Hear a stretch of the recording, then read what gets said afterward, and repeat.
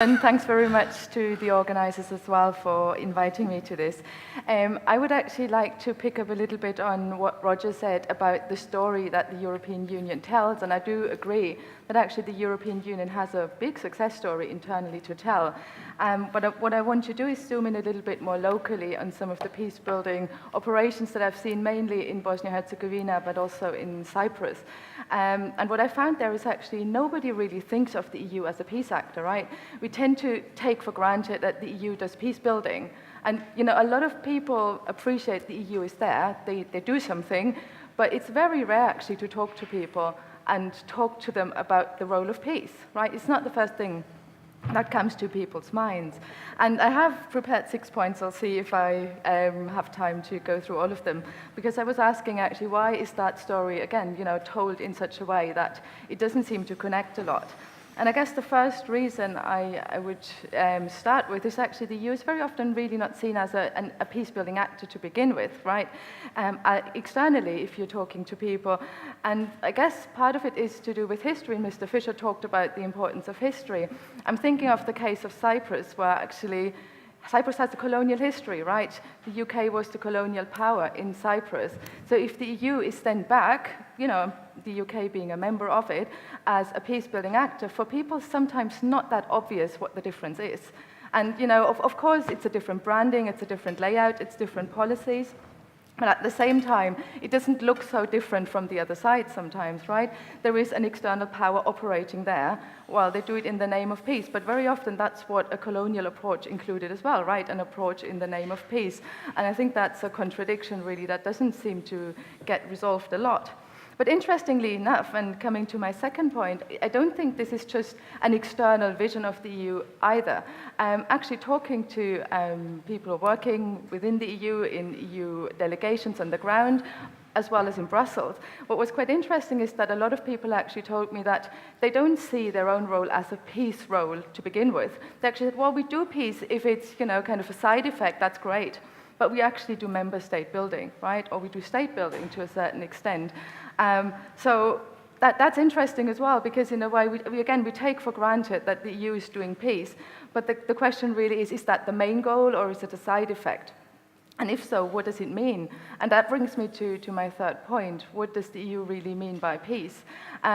Looking through a number of documents, you can come to certain definitions, but what I found interesting is that these definitions relate a lot to how peace is being built, right?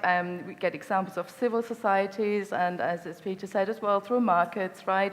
Through capacity building, through democracy, through stability, and so on and so forth. But for me, the question is to what end, right? What is the vision that we have? And I think, again, the EU internally has a very powerful vision, right? And a very powerful history. But what's the end of it? And I would see that almost as a positive thing, right? Not saying, well, this is what we want, and then let's impose it. I actually think it's a good thing if that's opened to the societies that are at the receiving end. But that brings me to my fourth point. The interesting thing there, I find, is that I don't see a clear mechanism of how that void in meaning can be filled, right? Our societies asked about what they mean by peace, what kind of peace they envisage.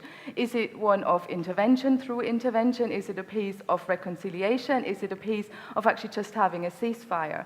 And so on and so forth. And we can look at some of the infrastructures, I think, that the EU is probably grappling with.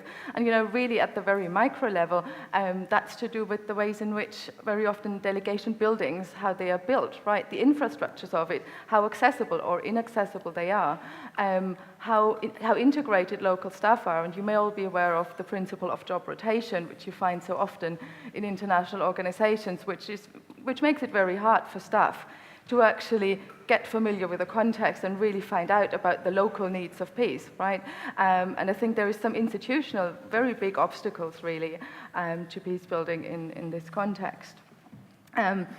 Moving on to my fifth point, and I think that's one of the big problems, really, I see is a problem of double standards. And that's something that when speaking to the recipient societies of peace building, I've very often come across where people are actually saying, very simple things. Why is the EU bringing peace if they can't sort out Belgium or if they can't sort out Spain? It boils down to very simple things, but it's a problem of how the story is being told.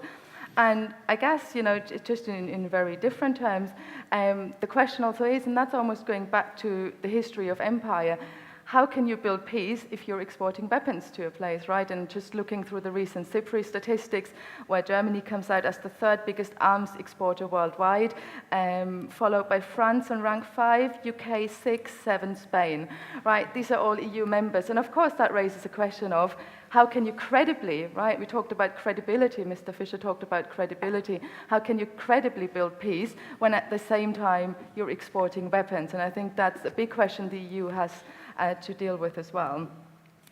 Very concretely in Cyprus, that has raised issues of whether the EU can actually build peace in its current role in the conflict, because as you might know, Cyprus is a member of the EU, but the acquis is suspended in the north, which actually means that people in northern Cyprus cannot access any privileges linked to EU membership. That has not necessarily helped the conflict, but actually reinforced the dividing line to a certain extent. Or another one, and I'm actually hoping maybe Peter can comment a little bit on that. Just in Bosnia last year, you may have heard of these big street protests going on where people went on the streets non-violently asking for social justice. And that was one of the first big cross-ethnic movements. And you would think, that's a peace movement. That's something we should support, but there were calls to actually have EU troops to pacify people. And I found that quite surprising in the sense that, yes, we want to bring peace, but what type of peace can and do we want to bring? And I think that's a few of the tensions I would like to address. And then just to conclude, and I'm aware time is running, just the last point I want to briefly mention is the fact, or one of the reasons I think the EU is not always associated with peace or seen as a peace-building actor is the fact that it's often seen as a bureaucratic actor of a machine, of an apparatus, bounded by its own rules, not necessarily open to a lot of input because of its own bureaucracy. So the question again is, what is that content of peace which is being built? Does it get lost in bureaucracy? Does it get lost in rules? And I appreciate there's a need for rules, but the question is who defines them, who sets the goals, and how does that connect locally? And really the concluding question for me here is, how can the EU face those challenges, these internal contradictions, which I think are actually quite important to have, right? Because they can provide productive results and they can, release creative energy. But the question really is, how can we make sense of these, partly double standards and of these different stories which are being told and understood at different levels? Thank you. Thank you very much.